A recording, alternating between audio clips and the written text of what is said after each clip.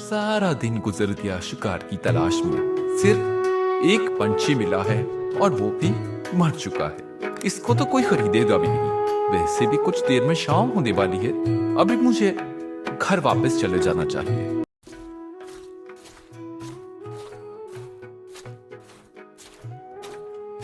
अरे, इधर तो एक चिड़िया भी बैठी है। क्यों ना मैं इसको भी पकड़ लूं? भीमा ये सारी बातें सोचकर अपना धनुष बाण उस चिड़िया के ऊपर तान देता है। तीर कमान से छूटते ही चिड़िया के पैर में लग जाता है और वो जख्मी होकर जमीन पर आ गिरती है। वाह वाह, एक शिकार और मिल गया। इसे बेचकर तो आज का राशन मिल ही जाएगा। हे भीमा, मुझे मत मारो। मैंने तुम्हारा क्या बिगाड़ा है? मुझे तुम्हें मारने का कोई शौक नहीं। ये सब तो मुझे इस पापी पेट के लिए करना पड़ता है। मैं ये नहीं करूंगा तो खाऊंगा कहां से? ऐसा करो, तुम मुझे मत बेचो। मेरा इलाज करो और अपने साथ रखो। मैं तुम्हारी किस्मत बदल दूंगी।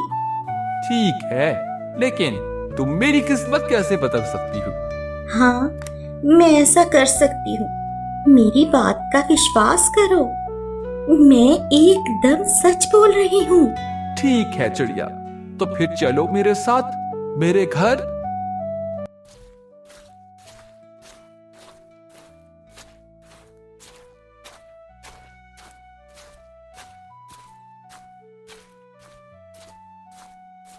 भीमा चिड़िया को अपने साथ अपने घर ले आता है। अरे सुंदर चिड़िया, तुम यहाँ बैठो, मैं दवाई लेकर आता हूँ। बहुत जल्द तुम ठीक हो जाओगी। इतना कहकर भीमा बाजार से दवाई लेने के लिए चला जाता है। कुछ ही देर बाद भीमा बाजार से दवाई लेकर घर आ जाता है और चिड़िया के घाव पर लगाता है। प्यारी चिड़िया, तुम चिंता मत करो, कल तक तुम ठीक हो जाओगी। अब तुम आराम से सो जाओ। अगली सुबह भीमा चिड़िया को देखता है तो बहुत खुश होता है। अरे वाह चिड़िया, तुम तो एकदम बिल्कुल ठीक हो गई। अब तुम यहाँ पर ही मेरा इंतजार करना, मैं शिकार पर जा रहा हूँ। नहीं भीमा, अब तुम शिकार नहीं करोगे। लेकिन प्यारी चिड़िया, अगर मैं शिकार नहीं करूंगा तो पैसे कहाँ से आएंगे? तुम शायद भूल रहे हो, मैंने कहा था मैं तुम्हारी किस्मत बदल दूंगी। ठीक है, लेकिन प्यारी चिड़िया, तुम करोगी क्या? तुम जाओ और बाजार से कुछ कपड़े और धागा खरीद लाओ। अरे प्यारी चिड़िया, लेकिन मेरे पास तो सिर्फ 2 रुपए है। कोई बात नहीं, जितना मिले उतना ही ले आना। ठीक है, मैं कपड़ा लेने जा रहा हूँ। इतना कहकर भीमा बाजार चला जाता है और कुछ देर बाद वो कुछ कपड़ा और धागा ले आता है। ये लो चिड़िया, मैं धागा और कपड़ा ले आया हूँ। तुम इसे यहाँ रख दो, रात को मैं इसका उपयोग करूंगी।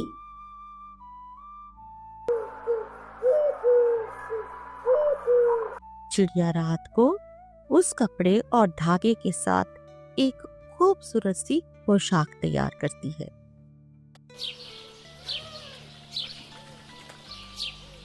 अगले दिन भीमा ये देखकर चौंक उठता है।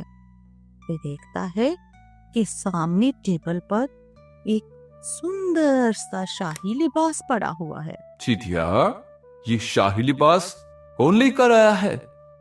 ये सुंदर सा शाही लिबास मैंने तैयार किया है। अरे, ये इतना सुंदर शाही पोशाक तुमने कैसे बनाया? ये मैंने ही बनाया है, विश्वास करो। मुझे विश्वास नहीं हो रहा। अब तुम इसे बाजार ले जाओ और बाजार में बेच दो। ठीक है, मैं इसे बेचने जाता हूं।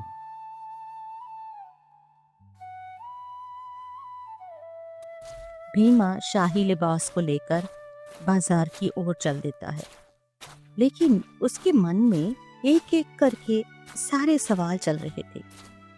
आखिर ऐसा कैसे हो सकता है? भला एक चिड़िया इतना सुंदर लिबास कैसे बना सकती है? मुझे तो लगता है ये कोई साधारण चिड़िया नहीं हो सकती। इसका पता तो मुझे लगाना ही होगा।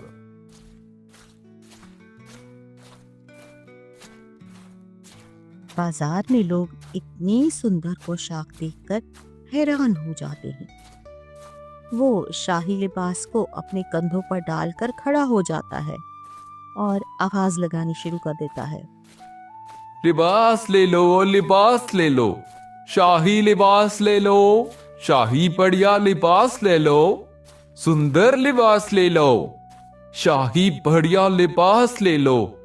ऐसा लिबास आपने कभी नहीं देखा होगा। भीमा की ये बात सुनकर उसके पास बहुत से लोग जमा हो जाते हैं। अरे वाह, कितना सुंदर पोशाक है, ऐसा कभी नहीं देखा।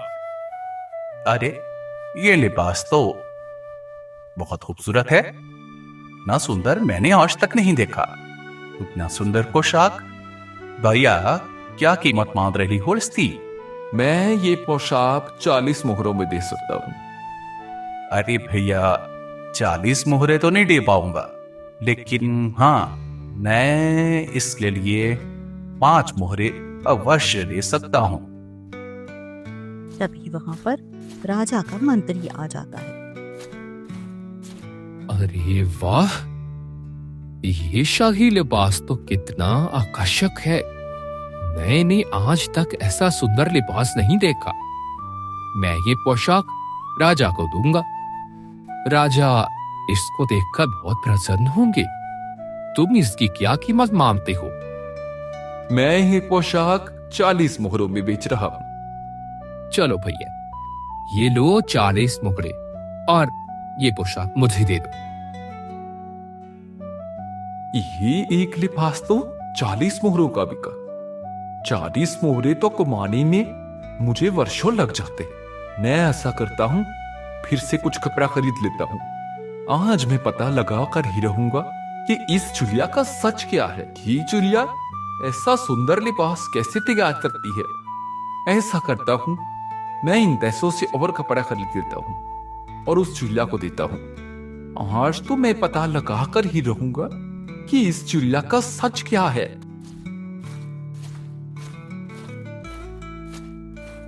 अरे चिड़िया, तुमने तो कमाल कर दिया। तुम्हारे द्वार बनाया गया शाही लिबास 40 मोहरों में बिका है। मैं और भी कपड़ा और धागा खरीद लाया हूँ। आज तुम इससे और लिबास तैयार कर देना। ठीक है भीमा, तुम बेफिक्र हो जाओ। रात को मैं इससे भी सुंदर पोशाक तैयार करूंगी। अब तुम आराम करो। ऐसे ही आधी रात गुजर जाती है। भीमा झूठ मूठ सोने का नाटक करता है। वह चिड़िया भी भीमा के सोने की प्रतीक्षा कर रही थी। मुझे लगता है भीमा सो चुका है। चलो, मैं अपना वास्तविक रूप धारण करती हूँ। इतना बोलकर चिड़िया अपने असली शहजादी वाले रूप में आ जाती है। चिड़िया एक सुंदर राजकुमारी का वेश धारण कर लेती है और झपाझप कपड़े और धागे से नया शाही लिबास सीना शुरू कर देती है। ये सारा दृश्य भीमा चुपचाप फटी आंखों से देख रहा था। अगली सुबह राजकुमारी वापस से अपने उसी चिड़ियावास में आ जाती है। हे भगवान, ये तो एक राजकुमारी है, हैं? बिल्कुल सही समझ रहा था। अरे वाह चिड़िया, आज तो तुमने और भी सुंदर बस्तर बनाया है। लेकिन तुम कोई आम पक्षी नहीं लगती। बताओ तुम कौन हो? भीमा, अब मैं तुमसे झूठ नहीं बोल सकती। मैं कल्पना नगर की राजकुमारी विद्या हूँ। राजकुमारी है कि तुम चिड़िया को मान गई हो? ये एक बड़ी लंबी कहानी है, मैं तुम्हें सब बताती हूँ। मैं दूसरा विवाह नहीं करूंगा, चाहे संतान हो या ना हो। लेकिन महाराज, आपका वंश कैसे चलेगा? हमें कुछ ना कुछ उपाय तो करना ही होगा। ठीक है, चलो पहले हम पहाड़ी वाले बाबा के पास चलेंगे।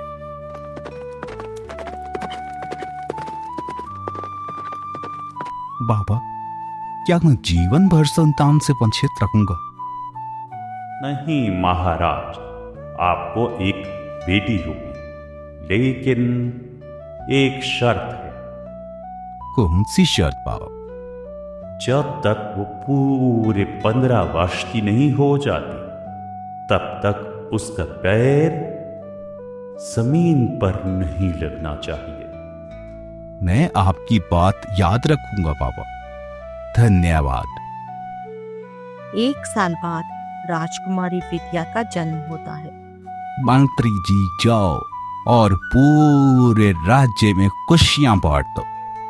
लेकिन शहजादी के 15 वर्ष की होने से सिर्फ 1 दिन पहले महारानी, आज की रात बहुत महत्वपूर्ण है। कल से हमारी बेटी जमीन पर चल सकती है। जी महाराज, मैं ध्यान रखूंगी।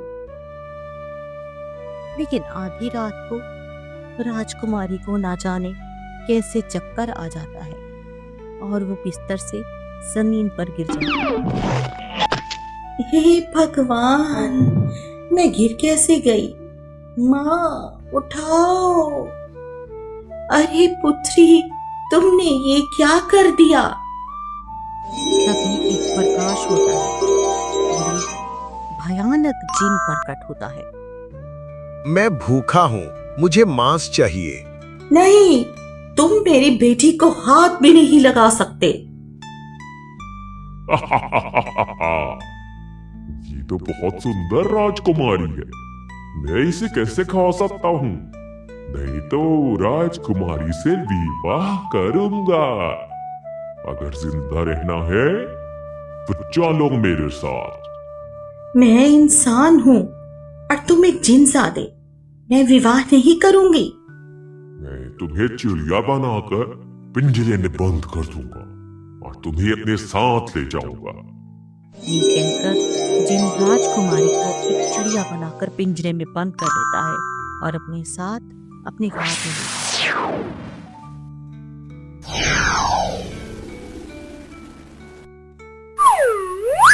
एक दिन वो जिन उस पिंजरे को बंद करना भूल जाता है और राजकुमारी उस पिंजरे से आजाद होकर बाहर निकल जाती है। बाहर उड़कर वो जाकर एक दरख्त पर बैठ जाती है। ठीक है राजकुमारी, तो अब इसका क्या उपाय है? तुम कैसे अपने वास्तविक रूप में आ सकती हो? इसका उपाय तो पहाड़ी बाबा के पास ही है। हमें उनके पास अवश्य जाना होगा। राजकुमारी भीमा को पहाड़ी वाले बाबा का पता बताती है और वो दोनों घने जंगलों, मुश्किल रास्तों से गुजरते हुए पहाड़ी वाले बाबा के पास पहुंच जाते हैं। बाबा, कृपया कुछ कीजिए, हमें आपकी मदद चाहिए। राजकुमारी एक शराब के कारण चिड़िया बन गई है। पुत्री, तुम घबराओ मत। तुम्हारा शराब तोड़ने का एक उपाय है मेरे पास। आज अमावस्या की रात है। तुम्हें रात के 12 बजे उस पवित्र नदी में स्नान करना होगा। पहाड़ी बाबा भीमा को एक जादुई तलवार देते हैं और कहते हैं, बेटा, ये तलवार अपने पास रखो। ये मुश्किल वक्त में तुम्हारे काम आएगी। मैं तैयार हूँ बाबा, धन्यवाद। भीमा, तुम यहीं रुको और मैं अब नदी में स्नान करने जा रही हूँ। मैं यही रुकता हूँ राजकुमारी, आपको कुछ नहीं होने दूंगा। लेकिन जैसे ही राजकुमारी नदी में प्रवेश करती है, अचानक वो जिन वापस आ जाता है। मैं तुम्हें छोड़ूंगा नहीं, मैं तुम्हें कभी मुक्ति नहीं दूंगा। दुष्ट राक्षस, आज मैं तुम्हें जिंदा नहीं छोड़ूंगा। दोनों के बीच भयानक युद्ध होता है। भीमा मुश्किल से लड़ता है, लेकिन राजकुमारी तब तक नदी में पूरा स्नान कर लेती है। भीमा, मैं मुक्त हो गई हूँ, मेरा शराब टूट गया है। राजकुमारी अपने असली रूप में आ जाती है। एक तेज प्रकाश से वो जिन जल जाता है। ये क्या हो रहा है? मैं जल रहा हूँ। और इतना कहते ही जिन की राख हवा में उड़ जाती है। अगली सुबह राजकुमारी भीमा को अपने महल ले जाती है। महाराज रंजीत सिंह दोनों को देखकर बहुत खुश होते हैं। भीमा, आज तुमने मेरी पुत्री की रक्षा करके एक महान काम किया है। तुम्हारी वीरता और ईमानदारी देखकर हमें गर्व महसूस हो रहा है। मंत्री जी, भीमा को एक बैलगाड़ी भरकर सोना, चांदी, हीरे जवाहरात देकर सम्मानित किया जाए। राजकुमारी विद्या मुस्कुराती है। और अगर महाराज अनुमति दें तो मैं भीमा से विवाह करना चाहती हूँ। तुम्हारी पसंद पर हमें पूरा विश्वास है। विवाह की तैयारी करो।